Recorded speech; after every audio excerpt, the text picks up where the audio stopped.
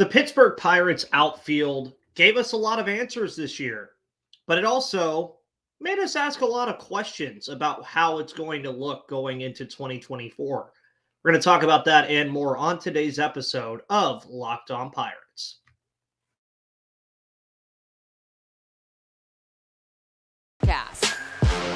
Part of the Locked On Podcast Network, your team every day.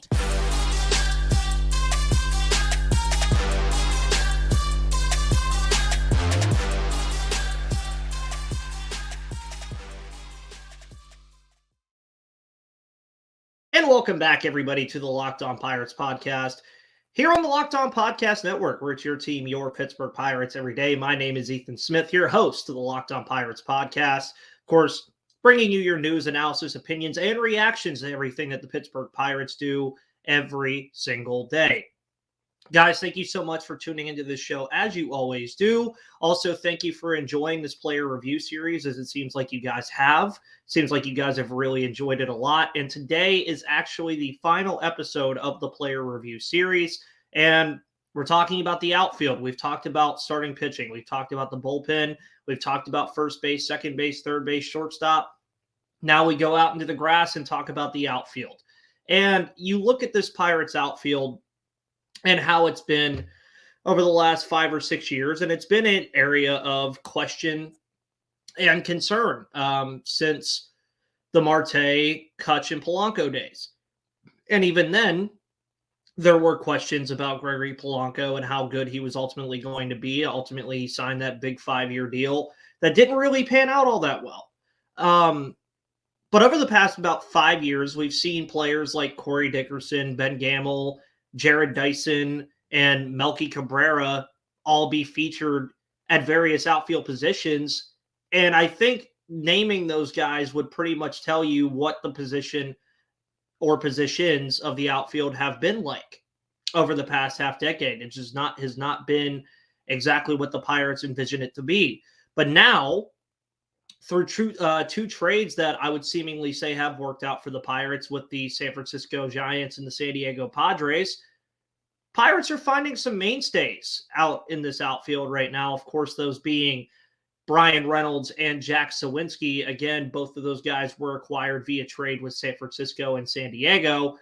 And Bryan Reynolds, I think, is where this whole conversation has to start, folks. And I don't think anybody would really disagree with that to any stretch of the imagination, just because when you look at a guy like Bryan Reynolds, he has been pretty much the one consistent aspect of this team over the past 3 or 4 years.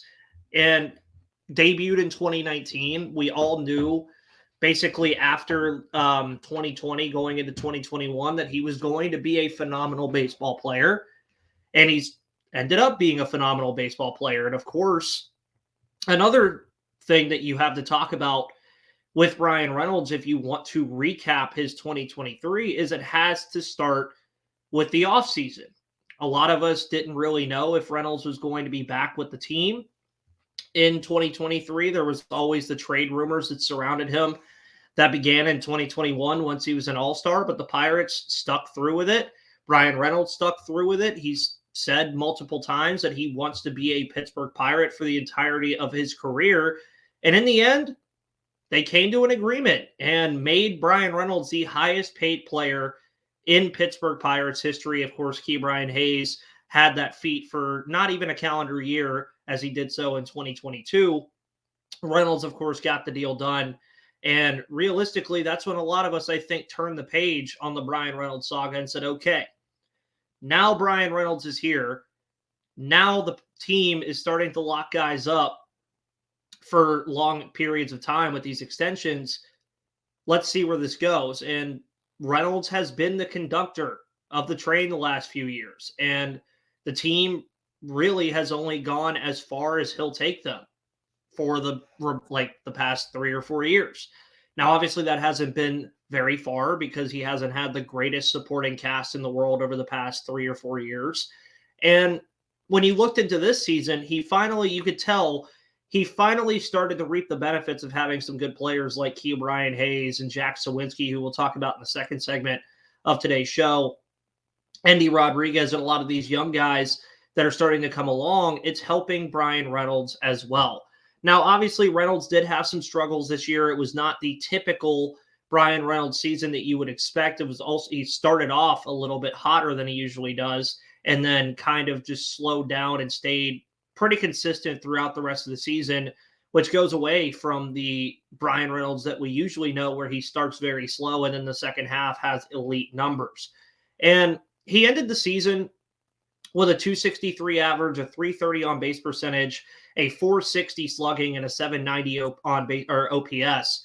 So you look at those numbers and you say those are not horrible numbers, but to his standards, those were not really the greatest numbers for him. But he did also have 24 home runs, 84 RBIs, and a career high 12 stolen bases. Stolen bases, of course, being one of the biggest components to the success of this Pirates team from day one to day 162. And 2023, again, you heard those stats, nothing that would flash off the page. He obviously wasn't an all-star this year, but it was the third consecutive season that Reynolds has had 20-plus home runs in a season and an OPS of 790 or higher. So he's the star of this team. He has been for a while now, and Bryan Reynolds is going to continue to be that guy. But then you also look at Brian Hayes.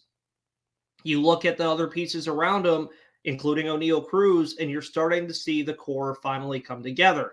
Now, another big thing that we saw this season from Bryan Reynolds, of course, was his movement to left field full time, where he did have a 995 fielding percentage out there, so not terrible numbers whatsoever. But despite that good number, Reynolds' outs above average was -4. So he does have some issues out there defensively in left field, but I do think that the move to left field was in spite of that. I do believe that because of his range issues defensively, I think they thought left field was just a better fit for him, especially with a guy like Jack Suwinski, who, again, we'll talk about in the second segment, having a much better defensive season in center. You're always going to want to have better defense in center field than you do in left or right field. That's just how it is. Now, ideally, you'd want good defense from all of those positions, but if you're going to have to choose, you would rather it be center field. But for a guy like Bryan Reynolds, I think his defensive inability can be slightly ignored due to how much he offers at the plate and just how good he is offensively and as a baseball player. So I don't think really when you think of Bryan Reynolds, especially when you're talking to Pirates fans about Bryan Reynolds, I don't think you're really too concerned about what he's doing defensively, unless it's something to the point where it gets unbearable for him to be out there, which it didn't. I mean, 995 fielding percentage is perfectly fine. It's more than perfectly fine. The outs above average being a -4, again, is a little bit of a concern, but it's not like it was like a -10 or a -8 or anything like that, to the point where you're really starting to be concerned about his defense. And what's even better, as I've already mentioned, is that you're going to get to watch Bryan Reynolds, folks, in black and gold at the plate for a very, very, very long time. I mean, he's here for a while with that extension. It was a very worthwhile extension for this team to keep one of their best players. And as mentioned before, he is a large part of this slowly growing core the Pirates are trying to build. And when you look at how the Pirates want to be next season, being that competitive baseball team, I think that makes Reynolds one of the most valuable players in the NL to his team. Because as I mentioned before, the Pirates go about as far as Bryan Reynolds will take them. Now, obviously, he has a lot more help with the guys like Brian Hayes, O'Neal Cruz, Jack Suwinski, Henry Davis, Eddie Rodriguez. The list goes on and on and on about the help he has. And then I'm expecting that we're also going to see outside additions at some point. And I think that just makes him very valuable. That just makes him a valuable piece to this team. That makes him a valuable piece in baseball. And ultimately, I think he's going to be the centerpiece that is going to eventually get this team back into the postseason, just because that's how good Bryan Reynolds is. And his 2023 was, again, not the greatest season in the world to what we're used to from Bryan Reynolds, but even that kind of season is still a very good season for him. And I already mentioned Jack Suwinski, and that's who we're going to talk about next on Locked On Pirates. But before we do that, folks, I want to talk to you all about Bird Dogs. You guys know Bird Dogs is one of my favorite sponsors on this show. Visit birddogs.com/lockedonmlb or use promo code LockedOnMLB to get a free tech hat with any purchase that you make from Bird Dogs, because they make you look good, folks. They're wonderful to wear, and their stretch khaki shorts are designed to fit slimmer through the thigh and leg, giving you a truly sculpted look. Bird Dogs shorts do the exact same thing as Lululemon, but they fit way better. They fit way better than regular shorts that are made of a stiff, restricting cotton, and Bird Dogs fixed this issue by inventing cloud knit fabric that looks just like khaki but stretches so you get a way slimmer fit without having to sacrifice movement. Bird Dogs also uses anti-stink sweat wicking fabric that keeps you cool and dry all day long, and they're functional on any occasion. You can go play golf with the boys. You can go on a date with your wife or your girlfriend. You have an evening out.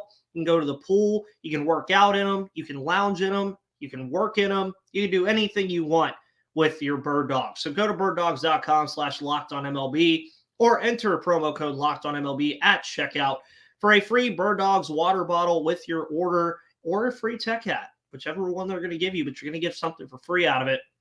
That's birddogs.com/lockedonmlb for a free tech hat at checkout. You won't want to take your Bird Dogs off, folks. I promise you.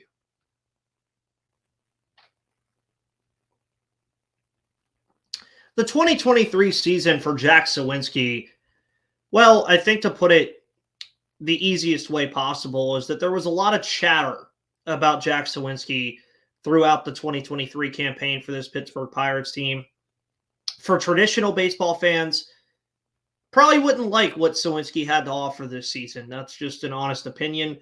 For those that are used to the more batting average based baseball that we have kind of gotten away from now. But for newer fans who love advanced analytics, you're probably used to hearing the term 3 common outcomes. And I think that's what defined Jack Suwinski's season, as strikeouts, walks, and home runs were all over. Excuse me. Were all over his stat sheet.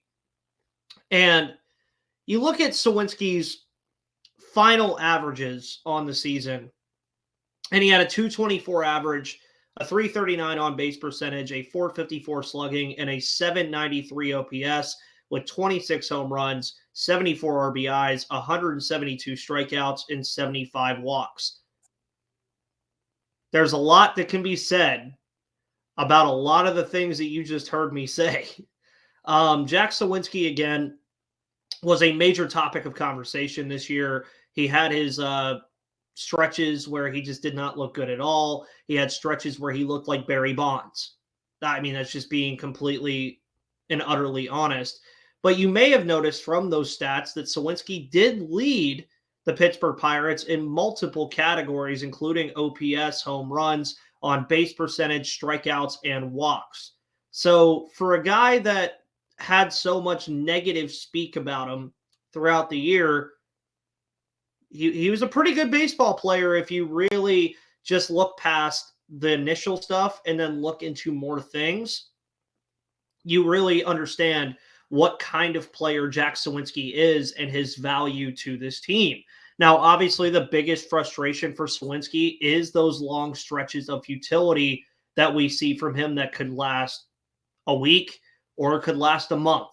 And for a team that's really trying to go into next season and compete, you really can't have that stuff going the next year from a guy that is your best power bat on the team, is your best on base percentage guy on the team, and your best walk rate guy on the team. Now, of course, his most notable struggle came after a hot streak that he had in June that followed an 0-for-29 stretch in July that eventually saw him sent down to AAA. Obviously, eventually returned in August. And this is where I think a lot of the chatter kind of cooled down on Jack Suwinski, was after his call-up. I don't know what he learned from AAA. I don't know what got into his head, but he really started to finish the season strong upon his return. He posted a 291 average with a 488 slugging and 4 home runs in the month of September, which was the final full month of the season. So when you look at a guy like Jack Suwinski, This is where you guys hear me talk about StatCast a lot, and there actually being some meaning behind what StatCast has to offer when you're looking at players. Like if you're looking at players that you want the Pirates to go out and get in free agency or anything like that, it's totally fine to just look at their baseball reference page and look at what they've been throughout their entire career. But what StatCast will allow you to do and go look at is see the things that players are really good at percentile wise and how they rank against not only themselves, not only the National League, but all of baseball and where they are amongst some of the top players in baseball. Jack Suwinski gets a lot of favors and gets a ton of love from StatCast. He ranks in the 64th percentile or higher, folks, in 8 of the 11 major metrics from StatCast and Baseball Savant. Now, for people wondering what those are, I will tell you here in just a second as I pull it back up. But these are visuals and advanced metrics that you're looking at from the batting standpoint. Expected WOBA, expected batting average, expected slugging, average exit velocity, barrel percentage, hard hit percentage, sweet spot percentage, chase percentage, whiff percentage, strikeout percentage, walk percentage. For context, Suwinski only ranks in the 64th percentile or lower in 8 of those 12. It's 12, sorry, not 11. 8 of those 12. The 4 he doesn't are expected batting average, sweet spot percentage, whiff percentage, and strikeout percentage. That also rings true for him for most of his value stats as well, which we'll get into in a minute. 94th percentile in barrel percentage, 96th percentile in chase percentage, and 94th percentile in base on balls percentage, and 72nd in average exit velocity. You also look at his defense too on StatCast and see why Bryan Reynolds was eventually moved to left field. It's because Jack Suwinski is a better defender than him, folks, and it's just true. And that can be true without spiting Bryan Reynolds. He had a +3 outs above average in the 82nd percentile at the center field spot this year. Jack Suwinski was fine defensively, and he's also profiled as a pretty good base runner as well, folks. He was in the 75th percentile for base running run value. So you listen to all of these things, and you're obviously hesitant because, again, if it's not just hits, it's not him scoring runs, then what do these matter? Ultimately, at some point for Jack Suwinski, all of these numbers are going to eventually allow him to continue to develop and become a nuisance at the plate for opposing pitchers. Because the guy doesn't chase anything out of the zone. He gets on base via the walk a lot. He crushes the baseball a lot and hits it hard. His launch angles are usually very good. The real only caveat of his game that you're not going to like is the batting average. But if you look past the batting average and see what Jack Suwinski can do, you're going to appreciate him a lot more, even if he does have the strikeouts. Now, for Suwinski, his improvements that need to be made are pretty clear. One, you cannot have these just terrible outings for weeks on end and be futile. You can't do it. You'd also love to see the strikeouts come down, but he might end up just being that type of player, folks. He might just be the 3 common outcomes player, but he might be damn good at it. I think that's the thing that scares a lot of people to admit is that even if he is a career 230 average or 240 average guy, if he's hitting 30 bombs a year and has an OPS near the 800s, I think you're going to take that. And he was brought in from the San Diego Padres trade and since has become a very unique player for the Pirates moving forward. I mean, what is Jack Suwinski's ceiling? Where do you label him on this team? Is he just another role player that hits for power? Or can Jack Suwinski eventually elevate himself to stamp his claim as a core piece on this roster.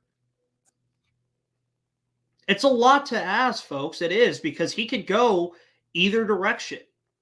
Either he could have these straight games where he just continues to not hit the baseball well at all, or he could eventually figure out how to eliminate that from his game almost entirely and be a 30 to 35 home run guy.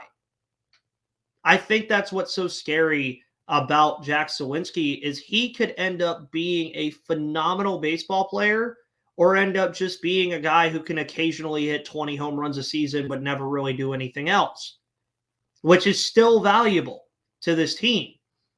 But if he continues to struggle for lengths of time, you can't really just keep him out there, folks. And the Pirates may have a special player on their hands and another part of their core in Jack Suwinski if he really does figure it out. And when you look at the Pirates outfield now, what we talked about, you have a top player on your team in Bryan Reynolds, and you have a power threat who can also field very well at center field in Jack Suwinski, who is still trying to tap into his potential. What else are the Pirates working with for now heading into 2024, specifically in right field?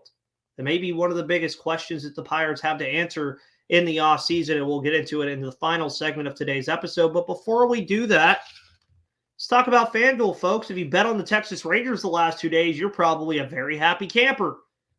Texas Rangers are still undefeated in the MLB postseason, and it might be a little hard not to bet on them, folks, for the FanDuel Sportsbook.